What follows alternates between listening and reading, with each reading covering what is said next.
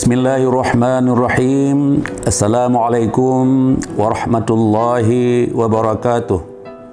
Saya Profesor Dr. Haji Warul Walidin AKMA, Rektor UIN Araniri, Kopelma Darussalam Banda Aceh, mengucapkan selamat atas peluncuran Bank Syariah Indonesia Tbk oleh Bapak Presiden RI, Bapak Insinyur Haji Joko Widodo.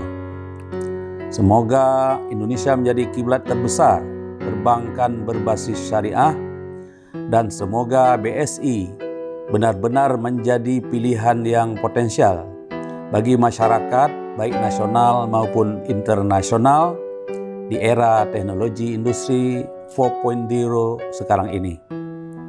Kami juga memberikan apresiasi atas capaian ekonomi syariah sebagai peringkat 4 di dunia. Harapan ke depan dengan BSI menjadi produk dan layanan kompetitif advantage yang berkelas dan berkualitas dalam kancah global, dan menjadi terobosan sangat esensial dalam penguatan ekonomi nasional. Wallahul muwaffiq ila aqwamit thariq. Wassalamualaikum warahmatullahi wabarakatuh.